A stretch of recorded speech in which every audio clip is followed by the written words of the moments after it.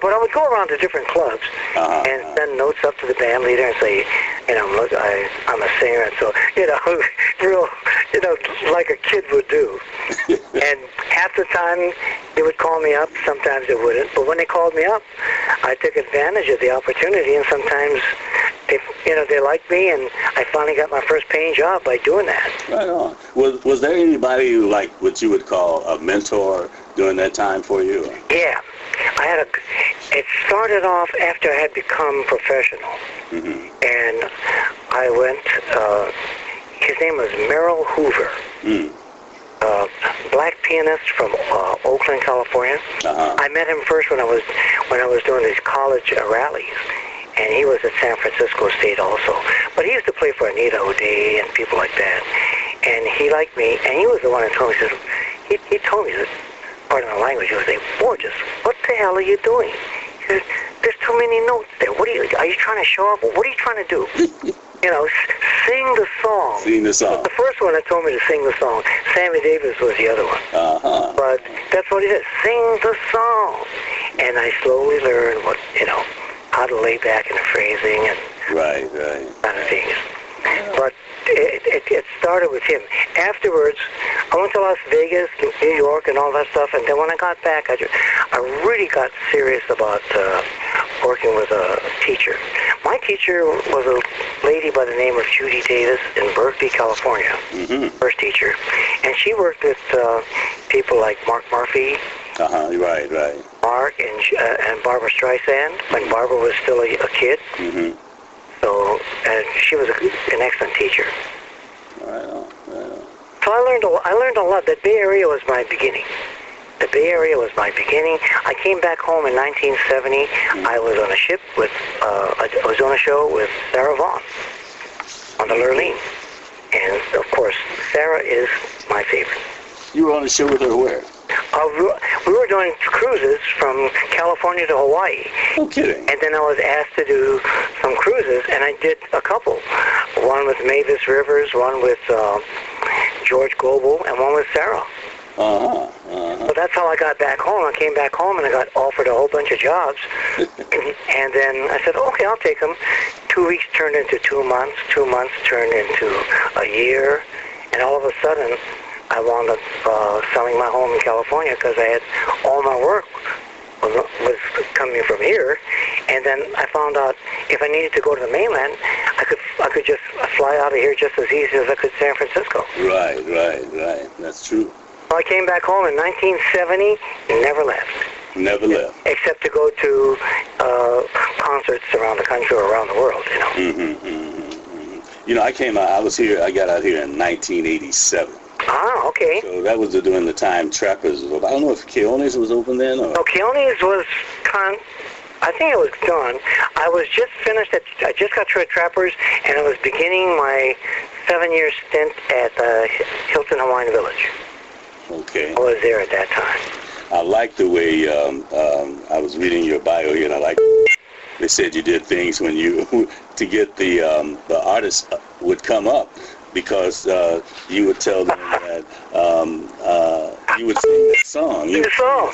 And, you know, there's nobody wants anybody else doing their song, but I remember doing this with both Dick Hames and Robert Goulet. Mm-hmm. Robert Goulet was in, and the first thing he told me, he said, no, I don't want to sing, Jimmy. I don't want to sing. I'm just here to relax. And I says, I completely appreciate that, Robert. And so he's sitting there with his girlfriend at that time. And I go up and said, ladies and gentlemen, we have in the house a great, great artist. But he is here to relax and not to sing. So please, don't ask. But I would just like to give him a nice round of applause out of respect for his presence here. So please give a nice applause for Mr. Robert Goulet. And people go, yay, yeah, clapping. And I says, in honor of Robert Goulet, I would like to sing a song that he made famous called If Ever I Would Leave You. And so I started saying, if ever I would leave you, it wouldn't be in summer, seeing how in summer I never would. that point, he jumps up and he goes, no! He couldn't stand it. He had to hit the big note, right? And then I gave him the mic, and from then on, he was singing. That's great. So I said, that's a great one. So I did that with Dick Haymes, and The More I See You, I did that, and Dick had to come up. He was like in a trance. He heard me singing the song, and he just started walking to the mic, and I just gave it to him, and he finished up the song. So that is the trick. That's the trick, evidently. to get any singer sing the song yourself, because they can't stand to hear any other singer sing their song. That's so. By the way, I found out that Berry Gordy gave you a birthday party. Say that again. Berry Gordy, he gave. Oh yeah, Berry gave me my birthday party. He gave me a birthday party on my 70th. I was up in Bel Air. He lives right at the top of Bel Air. And he and my dear friend, one of my dear friends, Christy Root, was helping him write his books and all that. She had introduced me to Berry a long time ago at Trappers when I was singing there. So Berry used to come in and see me at Trappers, and really a cool guy, because he used to be into jazz. Right. Before he got into the other stuff too. He still loves jazz. But when he found out that I was there in town and I was having my 70th birthday, so he invited me up to his place. We just had a small little party, just my daughter, my son-in-law, my wife, myself, and this girl, Christy Burton, and Berry. All right. And then we not only had a party, we played golf in his backyard. He has a 9-hole course in his backyard. Wow. He has, the holes. He has different tees, and he's got. Excuse me. Mm-hmm. Got all these 9 different holes. It's just like as a regular golf course. Wow. So that's amazing. He's a nice man. Mm-hmm.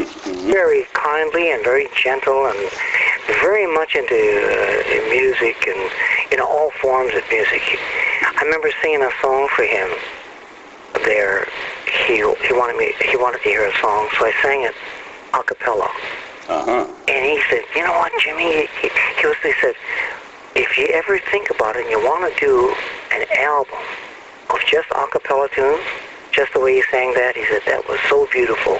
He said, I'll do it for you. No kidding. So yeah, but I just wasn't into doing an a cappella album, a CD, but the thought behind it was so beautiful. Really, yeah. I know you like your rhythm. Yeah, I like that driving beat, drum and beat, especially bass behind me.